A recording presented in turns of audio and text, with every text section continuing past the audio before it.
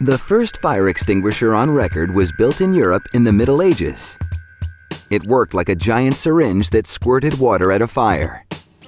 The modern extinguisher uses compressed air as a propellant and douses the fire with flame-retardant liquid, powder, or foam. Squeezing the lever opens a valve that releases compressed air. The pressure then propels the chemical through the hose and out the nozzle. Production of the release valve starts with cylindrical pieces of aluminum called blanks. A carousel runs each one through 16 different machining stations. At each stop, under a shower of lubricant, tools shape the blank for 6.5 seconds. As each blank completes the circuit, it comes off the carousel. From blank to valve in 1.25 minutes. Now, the fire extinguisher's aluminum handle is riveted onto the valve. It pivots on a pin. Next, an aluminum lever is riveted onto the handle. This is the lever you squeeze to use the fire extinguisher. Then comes the valve stem, the valve's inner workings. Workers simply place it inside, and an automated assembly machine does the rest. It positions a spring over the stem to create resistance when you squeeze the lever. Then comes a retainer to hold both the stem and spring in position. Now, workers slip on a plastic thimble to position the rubber O-ring that goes on next. The O-ring acts as a seal between the valve and cylinder so nothing leaks out. The siphon tube runs from the valve down into the cylinder. The firefighting chemical goes up this tube, then out the nozzle. The compressed air inside the cylinder is what propels the chemical.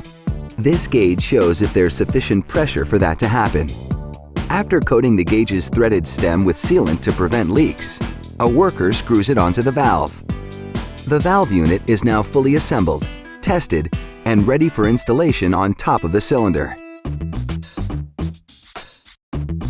To attach it, the cylinder needs a threaded collar. With the help of a press, a worker positions it.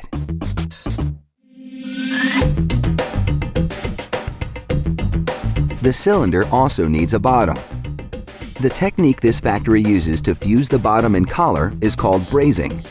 It's similar to soldering, but with a copper ring as a bonding metal. After positioning a brazing ring at the base of the open cylinder, a steel bottom is pressed into place. Then, workers position a brazing ring over the collar. Now into a brazing furnace for 1 hour and 45 minutes. The 2,000-degree heat melts the 2 copper rings, bonding the parts they connect.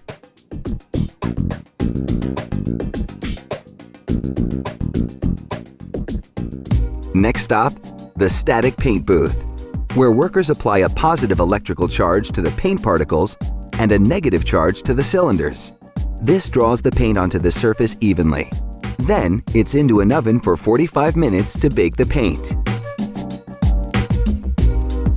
Once the cylinders cool, automated machinery fills them with a fire-extinguishing powder. The main ingredient is a form of ammonia. When it's sprayed on a fire, the heat melts the particles of powder, fusing them into an oxygen-blocking blanket that smothers the flames. After the cylinders are filled, an automated machine screws a valve onto the collar of each one. Now it's time to pressurize the cylinder. The lever is squeezed to open the valve, enabling a compressor to fill the cylinder with air. They keep filling until the air pressure reaches 13 bars, about 6 times the pressure in a car tire.